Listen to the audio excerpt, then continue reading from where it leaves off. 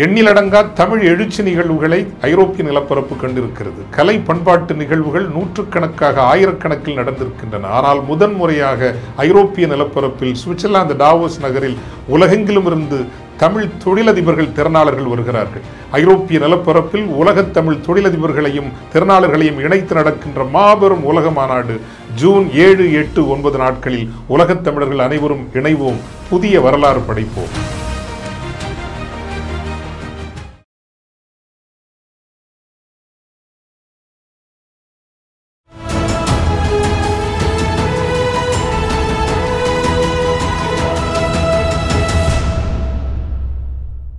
Sir வணக்கம் sir. தமிழ்நாட்டில் பாஜக 22 இடங்களில் வெற்றி பெறும் அப்படின்னு பிரசாந்த் கிஷோர் அவர்கள் ஒரு சர்வே கொடுத்துருக்கிறதா தகவல், எப்படி பார்க்குறீங்க? 22 நிறுத்திட்டாரு. மொத்தம் 39 இல்லை, 39 அவங்க தான். அதனால் அதில் ஒன்றும் சந்தேகம் இல்லை. பிரசாந்த் கிஷோர் சொன்னது தான் நடக்கும். இதெல்லாம் அவர் சொன்னது தான் எல்லா தேர்தலையும் நடத்துருக்கு. பணத்தை கொடுத்து இதை சொல்லணுன்னா சொல்லிட்டு போகிறோம், என்ன இருக்குது? அவர் தான் 400 இடங்களில் வெற்றி பெறணும்னு முதல்லையே சொல்லிட்டாரு. நான் ஏற்கனவே சொல்லியிருக்கிறேன். தேர்தல் முடிவுகளை அறிவிச்சுட்டு தேர்தல் நடக்கிற ஒரே நாடு இது.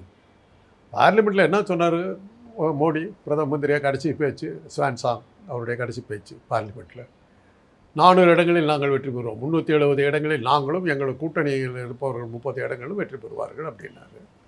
அப்போயே 400 இடங்களில் வெற்றின்னு சொல்லியாச்சு, டிக்ளேர் பண்ணியாச்சு.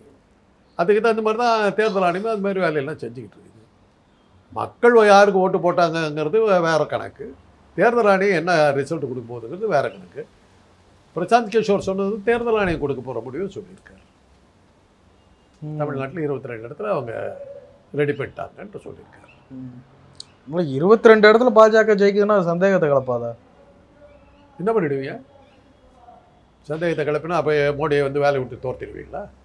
இல்லை இருக்கிற தேர்தல் ஆணையரை வந்து எதா பண்ணிடுவீங்களா? என்ன எதாவது வேலையை விட்டு தோர்த்திடுவீங்களா? பாஜகவினுடைய ஆயுஷே 1 லட்சம் தேர்தல் ஆணைய அதிகாரிகள், அமலாக்கத்துறை அதிகாரிகள் எல்லாம் சேர்த்து 1 லட்சம் பேர் இருப்பாங்க நாடு முழுக்க. அவங்கள நம்பியும் சில நீதிமன்ற நீதிபதிகளை நம்பியும் தான் அவங்க இருக்கிறாங்க. பொதுமக்களுக்கும் பாஜகவுக்கும் தொடர்பே கிடையாது. அவங்க வேறு, இவங்க வேறு. இந்த 1 லட்சம் அதிகாரிகளும் அமலாக்கத்துறை அதிகாரிகள், தேர்தல் ஆணைய அதிகாரிகள், சில நீதிபதிகளை தவிர அவங்க மக்களுக்கும் அவங்களுக்கு தொடர்பு கிடையாது. இப்போ இன்றைக்கி கபில் சிபல் க்ளீனாக கொடுத்துருக்காரு. வாக்கு எந்திரத்தில் என்னென்ன ஃப்ராடெல்லாம் பண்ணலாம், தேர்தல் ஆணையம் என்னென்னலாம் பண்ணணும் லிஸ்ட்டு கொடுத்து அதை எப்படியெல்லாம் கவுண்டர் பண்ணலான்னு லிஸ்ட்டு கொடுத்துட்டார். இன்றைக்கி அது தேர்தல் ஆணையத்தில் ஒரு ஜன்னி கண்டிருக்கும். அதை வாக்கு எந்திரத்தில் ஏதாவது தில்முள்ளு பண்ணோம்னா கண்டுபிடிக்கிறதுக்கு வழி சொல்லிவிட்டாங்க. ஏஜென்ட்டுகளுக்கு கண்ணு குத்தி போக மாட்டேன் நின்னாங்கன்னு என்ன பண்ண முடியும்? அதானே ஈரோடு தேர்தல் நடந்தது. 11 மணிக்கு அதிமுக பாஜக கூட்டணி வேட்பாளர் தோற்று விட்டேன்னு ஓடி போயிட்டார்கள். ஏன்னா தேர்தல் வாக்கு எண்ணிக்கை நேர்மையாக நடந்து சொன்னோன்னா அவருக்கு தெரிஞ்சு போச்சு, நம்ம ஓட்டு விழுந்திருக்கான்னு தெரிஞ்சு போச்சு போயிட்டார். கர்நாடகா தேர்தலில் அப்படியே தான் இருந்துச்சு. அந்த தேர்தல் ஆணையர் நேர்மையாக நடந்துட்டார், அட்ரஸ் இல்லாமல் தடுத்துட்டார். அதனால் இப்போ நடக்கிற தேர்தலே வந்து மக்கள் வந்து பாஜகவை தோக்கடிச்சு ரொம்ப நாள் ஆச்சு. நேற்று கூட முந்தா நாள் கூட ஒரு டிவியில் பங்கெடுத்துக்கிட்ட போது அவங்க கட்சிக்காரரே சொல்கிறாரு, எங்களுக்கு 10% வாக்குகள் வருன்றார். முதல்ல என்ன சொன்னார், இரட்டை இலக்கத்தில் நாங்கள் வெற்றி வாக்குகள் வாங்குவோம்னாரு. நம்ம வாய் தான் சும்மா இருக்குமா? அப்போ 10 ஓட்டு வாங்குவீங்கன்னு சொல்கிறீங்களா? என்ன நாடு முழுக்க 10 ஓட்டு விடுன்னு சொல்கிறீங்களா? உடனே தான் அவங்களுக்கு புரிஞ்சுது, ஓ ரெட்டை இலக்கம்னா 10 கூட ரெட்டை இலக்கம் தாங்கிறது புரிஞ்சுது. 10 ஓட்டு தான் வாங்குவீங்கன்னு சொல்கிறீங்களா? என்ன உடனே இல்லை 10%ன்னாங்க. என்ன எங்கே இருந்தாங்க? 400 சீட்டுகள் ஜெயிக்கிறேங்கிறது 10% ஓட்டுகள் நாங்கள் வாங்குவோங்கிற அளவுக்கு இறங்கி வந்துக்கிட்டு இருக்காங்கன்னா என்ன அர்த்தம்? அவங்களுக்கு தெரியுது, ஒருவேளை வாக்கேந்திரத்தை நேர்மையாக எண்ணி விட்டால் நம்ம கதி என்ன ஆகும் அப்படிங்கிற ஒரு பயம்தான் இன்றைக்கி இருக்குது. பிரசாந்த் கிஷோர் மாதிரி ஆட்களுக்கெல்லாம் ஒரு அமௌண்ட்டை கொடுத்தா அவங்க சொல்லிட்டு போடுறாங்க. என்ன இருக்குது? இல்லை, திமுகவுக்கு அவர் தான் தேர்தல் வேலை பார்த்துருக்காரு. சட்டமன்ற தேர்தலுக்கு எல்லாத்துக்கும் அவர் தான் வேலை. அவருக்கு ஒரு கணிப்புகள்லாம் துல்லியமாக நடந்திருக்கு. துல்லியமாக நடக்கும். நாங்கள் பார்த்துருக்கோம். எங்கள் காலேஜ் அவர் முதல்ல எதுக்கு வந்தார் தெரியுமா? பிரசாந்த் கிஷோர் எங்கள் காலேஜில் சென்ட் பீட்டர்ஸ் காலேஜில் தான் வந்து அவர் முதல்ல மீட்டிங் நடத்தினார். அதிமுகவுக்காக வந்தார். அதிமுகவுக்கு தேர்தல் ஆலோசகராக வந்தார். என் நிலைமையை பார்த்தார். ஜெயிக்காது தெரிஞ்சோடனே திமுக கிட்ட போய் சேர்ந்தார். ஜெயித்ததுக்கப்புறம் நான் சொல்லி தான் என்னுடைய முறைகளை தான் அவங்க ஜெயித்தாங்கன்னு கதை விட்டார். பொழப்பு நடத்தினார். அவர்கிட்ட நான் சில கேள்விகள்லாம் கேட்குறதுக்கு கூப்பிட்டேன். என்னை பார்க்கவே வரல. அவர் அங்கே தான் உட்காந்துருந்தேன். என்னை பார்க்கவே வரல. அவர் ஏன்னா ஏதோ ஒன்று கிடக்க ஒன்று கேட்டு ஏதோ மாட்டிக்கிட்டாங்க, என்ன பண்ணுறது. அதுக்கப்புறம் பார்த்தாக்கா அவர் பார்த்தாரு, மக்கள் மனநிலை வந்து திமுகவுக்கு ஆதரவாக இருக்குது, அதிமுக ஒர்க் பண்ணாக்கா வராதுன்னு டக்குன்னு அந்த பக்கம் ஆளை பிடிச்சாரு, உள்ளே போயிட்டார். என்னால் தான் ஜெயிச்சதுன்னு கிளைம் பண்ணிக்கிட்டார். இது மாதிரி ஒரு கூட்டம் இப்போ இந்த தடவை அந்த மாதிரி கூட்டத்தை காணுமே உங்களுக்கு. பிரசாந்த் கிஷோர் ஒரு ஆள் தானே சுற்றிக்கிட்டு இருக்காரு. முதல்ல எத்தனை பேர் சுற்றிக்கிட்டு இருந்தாங்க. அதெல்லாம் அடிப்படையாக வச்சு தாங்க அந்த எல்கேஜின்னு ஒரு படம் எடுத்தார். அவர் பேர் என்ன, பிரமாதமாக எடுத்திருந்தார். இந்த மாதிரி எப்படியெல்லாம் வந்து இது பண்ணலான்னு சொல்லி, மேனிப்புலேட் பண்ணலான்னு சொல்லி. அவர் பேர் மறந்துட்டார். விஜய் வாரதி, ஆர்கே பாலாஜி பிரமாதமான படம் எடுத்தார். இவங்க எப்படியெல்லாம் பழப்பு நடத்துகிறாங்க. அது மாதிரி ஏங்க ஒரு தேர்தலை வந்து நிர்ணயிக்கிறதுக்கு ஒரு 4 இந்த மாதிரி ஆட்களால் முடியும்னா அப்புறம் எதுக்குங்க அரசியல் கட்சி? இவர் என்னத்துக்கு அவங்கக்கிட்ட காசு வாங்கிட்டு இவர் என்னத்துக்கு அவங்கள ஜெயிக்க வைக்கிறதுக்கு யோசனை பண்ணிடுறேன். இவரே ஆளுங்களை நிற்க வச்சு ஜெயிக்க வச்சுட்டு போக வேண்டியதானே. அவர் சொன்னதெல்லாம் துல்லியமாக நடந்தது வேறு. நீங்கள் உங்கள் மாதிரி ஆளுங்க வேறு சர்டிஃபிகேட் கொடுக்குறீங்க. அவர் சொல்லி தான் ஜனங்க ஓட்டு போட்டாங்களா? எத்தனை பேர்த்துக்கு பிரசாந்த் கிஷோரை ஓட்டு போடுற ஜனங்களுக்கு தெரியும்? உங்களே என்னையும் தவிர எத்தனை பேர்த்துக்கு தெரியும்? அவர் சொன்ன டெக்னிக்கில் தான் அவங்க ஜெயிச்சாங்களா? 52 67 அண்ணா ஜெயித்த போது பிரசாந்த் கிஷோர் தான் ஐடியா கொடுத்தாரு. 71 கலைஞர் வந்து 234 சீட்டில் 183 சீட்டு ஜெயித்த போது பிரசாந்த் கிஷோர் தான் ஐடியா கொடுத்தாரு. எம்ஜிஆர் ஜெயித்த போது பிரசாந்த் கிஷோர் தான் ஐடியா கொடுத்தாரு. எங்கேருந்துங்க இவங்கெல்லாம் முளைச்சாங்க?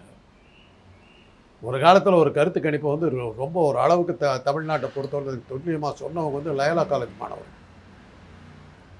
அவங்களுடைய கருத்து கணிப்பு பிரமாதமாக இருந்தது. ஜெயலலிதா வந்து அந்த லயோலா காலேஜ் அந்த கருத்து கணிப்பையே வந்து மேனிப்புலேட் பண்ணாங்க, மிரட்டினாங்க. மிரட்டினதுக்கப்புறம் அதுக்கப்புறம் அவங்க கருத்து கணிப்பை வெளியிடுறது நிறுத்தினாங்க. நான் ஒரு சேட்டலைட் டிவியில் ஒர்க் பண்ணும்போது நாங்கள்லாம் சேர்ந்துக்கிட்டு அதிமுக ஆதரவாக ஒரு கருத்து கணிப்பு வெளியிட்டோம். உட்காந்துக்கிட்டு நாங்களே போட்டோம். போட்டு அதிமுக அமோக வெற்றி அடைன்னு போட்டோம். கருத்து கணிப்பெல்லாம் இன்றைக்கி காலம் மாறி போச்சுங்க. அன்றைக்கி பிரணாய் ராயெல்லாம் இருந்தபோது அதுக்கு ஒரு உண்மை இருந்தது. இன்றைக்கி அதெல்லாம் இல்லை. இன்றைக்கி மக்களும் கொஞ்சம் தேர்ந்துட்டாங்க தெரியுமில்ல. அந்த இது தேர்தலுக்கு பிந்தைய கருத்து கணிப்புன்னு போடுவாங்க. அதுதான் ஏறத்தாழ வந்து 90% சரியாக இருக்கும். இன்றைக்கி வந்து அதை வந்து மக்கள் அதை புரிஞ்சுக்கிட்டு தேர்தலுக்கு பிந்தைய கருத்து கணிப்பில் வந்து யாருக்கு போட்டிங்கன்னாக்கா அவன் போட்டது ஒன்று சொல்கிறது ஒன்றா இருக்கும். அதனால தான் தமிழ்நாட்டில் கருத்து கணிப்புகள் அவ்வளோ சரியாக வரமாட்டேங்குது. அது அந்த அந்த சாமர்த்தியம் நம்ம மக்களுக்கு உண்டு. திசை திருப்பினாங்க. இந்தியாவை பொறுத்தவரை நீங்கள் அதெல்லாம் சொல்ல முடியாதுங்க. அங்கே வந்து அமெரிக்காவிலலாம் நீங்கள் பார்த்தீங்கன்னா, நாங்கள் தேர்தல் சமயத்தில் இருந்தேன். ஒருத்தர் வந்து ஒரு வேட்பாளர் எங்கே பார்த்தாலும் விளம்பரப்படுத்திக்கிட்டு இருந்தார். அப்போ கேட்டபோது அவர் ஜெயிக்க மாட்டாருன்னாங்க. ஏன் அப்படின்னு, ஓவராக பப்ளிசிட்டி கொடுக்குறாரு, பப்ளிக் லைக் பண்ணல அப்படின்னு. அது ஒரு காரணம் அவர் தோத்தது. ஓவராக பப்ளிசிட்டி கொடுத்தா திணிக்க பார்க்குறியா உன்ன அப்படின்னா, டெய்லி விளம்பரம் போட்டு எங்கள் மேலே வந்து எனக்கு ஓட்டு போட்டு திணிக்க பார்க்குறியாங்கிறது தான் அங்கே கேள்வி. அது மாதிரிலாம் அங்கே வரும். ஆனால் அங்கெல்லாம் சொன்ன மாதிரி வரும், கண்டிப்பாக ஜெயிப்பாங்கன்னு வரும். ஏன்னா அவங்க வந்து ஸ்டடியாக இருப்பாங்க. வெளியில் ஒன்று உள்ளே ஒன்று பேசுகிற மாதிரிலாம் இருக்க மாட்டாங்க. நம்ம ஊரில் அது கிடையாது. ஆனால் பிரசாந்த் கிஷோர் சொன்னதை வச்சுக்கிட்டு நீங்கள் அந்த சந்தோஷப்பட்டுக்கலாம். ஆனால் அவர் சொல்கிறது வந்து தேர்தல் ஆணையம் இப்படி தான் முடிவு கொடுக்குன்னு அவர் சொல்கிறார். அவர் மக்களை பற்றி சொல்லலை. அதை தான் நாங்களும் சொல்கிறோம். ஜூன் 4ஆம் தேதி வரக்கூடிய தேர்தல் முடிவுகள் மக்கள் யாருக்கு ஓட்டு போட்டாங்கங்கிறது வருதாங்கிறது இதை விட தேர்தல் ஆணையம் யாரை முடிவு எடுத்துருக்குதுங்கிறது தான் அன்றைக்கி வரப்போகுது.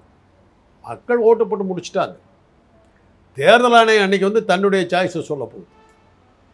அது கண்ணுக்குத்தி பாம்பாட்ட கபில் சிபல் போன்றவர்கள்லாம் சொன்ன இதெல்லாம் வச்சுக்கிட்டு அந்த வாக்கு பூத்தில் உட்காந்துக்கிற பூத் ஏஜென்ட்டுகள் கண்ணுக்குத்தி பாம்பாட்ட நின்னாங்கன்னா ஈரோடு தேர்தல் மாதிரி கர்நாடகா தேர்தல் மாதிரியும் ஒரு ஒழுங்கான வாக்கு எண்ணிக்கை நடந்ததுன்னா தேர்தல் முடிவுகள் அப்போ பார்க்கலாம்.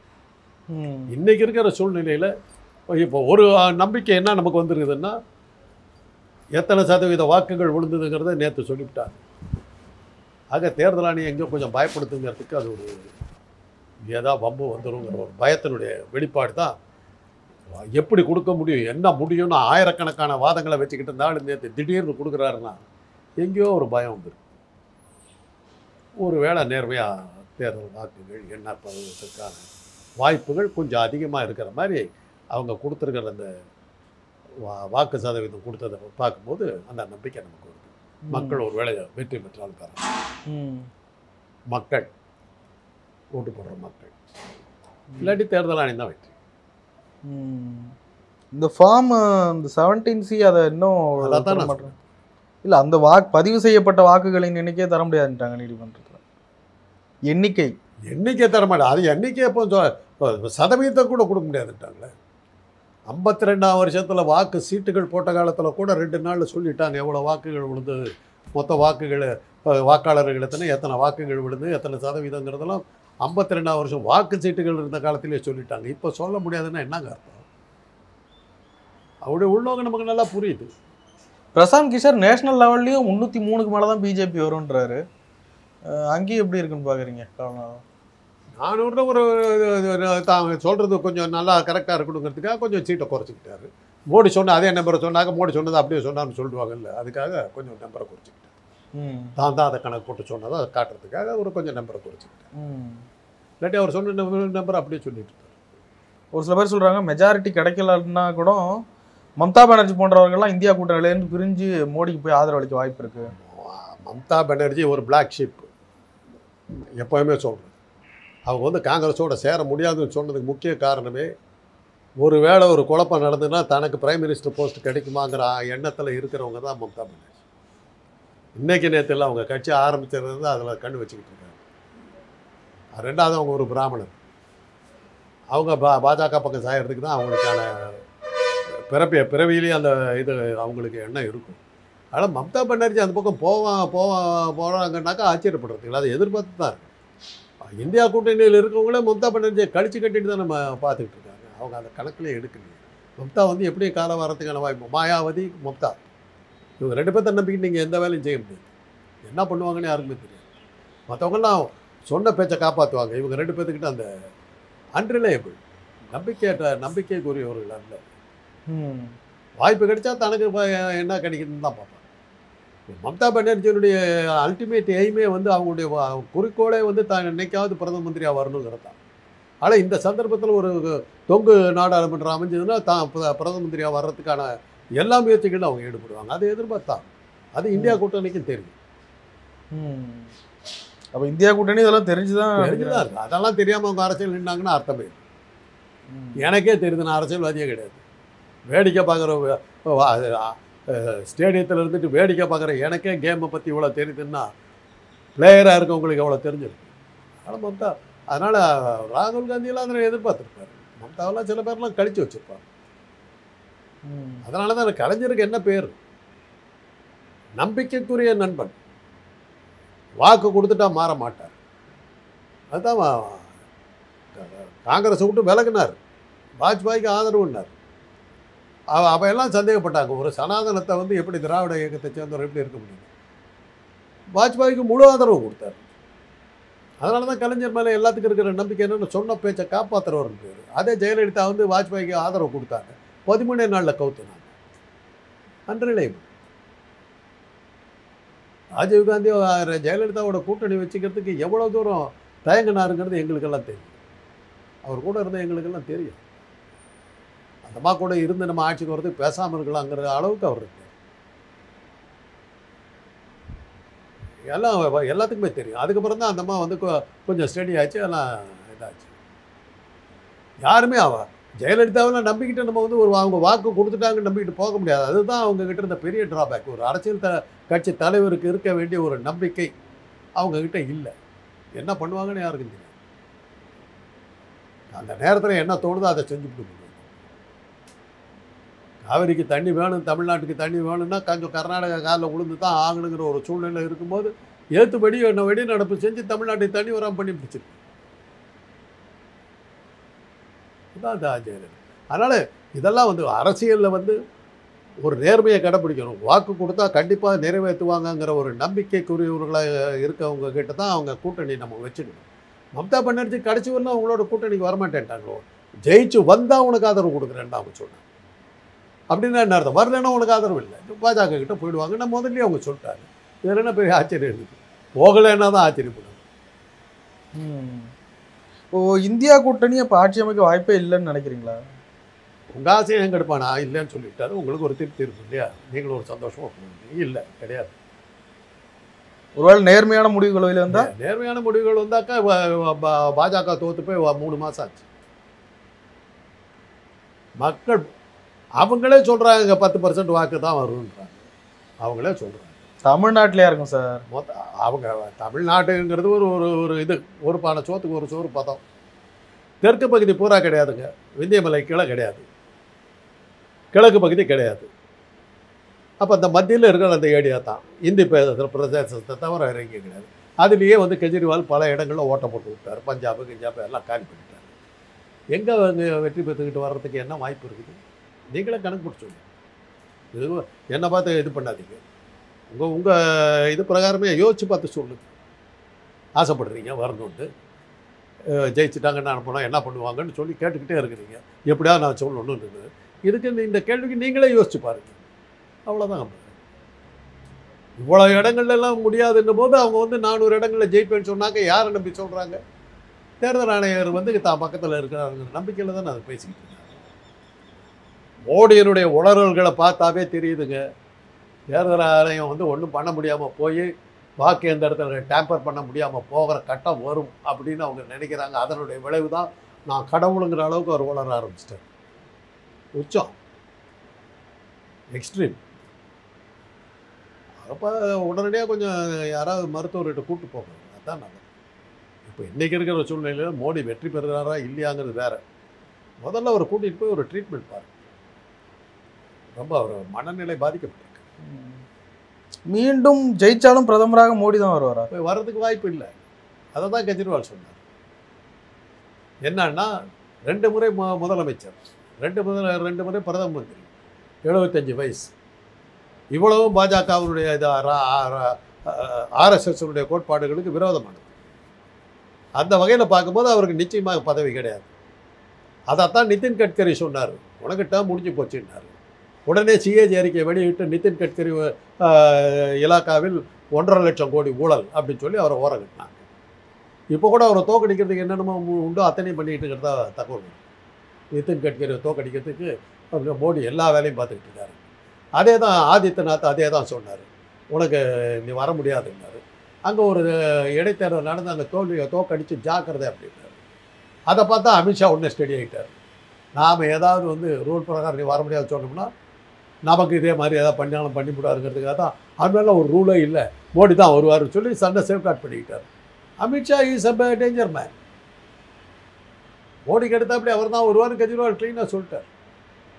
அமித்ஷா தான் ஒருவேளை தேர்தல் ஆணையம் வந்து வெற்றி அடைஞ்சிருச்சுன்னா, மோடி ஆட்சி வந்தாருன்னா, பாஜக வெற்றி பெற்றால் அமித்ஷா தான் பிரதமர். அமித்ஷா பிரதமர் வேறு எந்த சந்தேகம்? அமித்ஷா எப்பயுமே மோடி தான்ன்றாரு. மோடி அதை தான் நான் சொல்ல. இவ்வளோ நேரம் என்ன சொல்லிட்டு இருந்தேன்? கேட்கவே இல்லை நீங்கள். நான் இவ்வளோ நேரம் எக்ஸ்பிளைன் பண்ண ஒன்றுமே கேட்கலையே நீங்கள். இல்லை சார், மோடிக்கு ஒரு பங்கத்தை வர வச்சுட்டு அமித்ஷா வருவாரா? மோடி கிட்ட தாங்க, அமித்ஷா கிட்ட தாங்க மோடி பிரதம மந்திரியாக இருக்கார். அவர் 2 முதலாளி. எல்லாத்துக்கும் சேர்த்து ஒரு முதலாளி வந்து அதானி. பாஜகவுக்கு, நாட்டுக்கு, ஆர்எஸ்எஸ் எல்லாத்துக்கும் சேர்த்து அவர் தான் முதலாளி. அதுக்கு அடுத்தபடி கட்சிக்குள்ளே இருக்கிற முதலாளின்னு எடுத்திங்கன்னா 2 பேர் இருக்காங்க. ஆர்எஸ்எஸ்க்கு மோகன் பகவத், இந்த பக்கம் அமித்ஷா.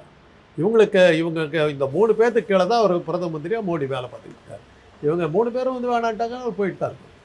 அதனால தாங்க ஒரு பயத்தில் உளர்றாரு. நான் கடவுளாயிட்டேன், நான் பிறக்கவில்லை, நான் அவதரித்தேன், அவதார புருஷன் அப்படிங்கிறத சொல்ல ஆரம்பிச்சிட்டேன். Extreme extreme. என்ன ஆக போகிறோமோ ஏதாக போகிறோமோங்கிற ஒரு பயம், அதனுடைய விளைவு தான்.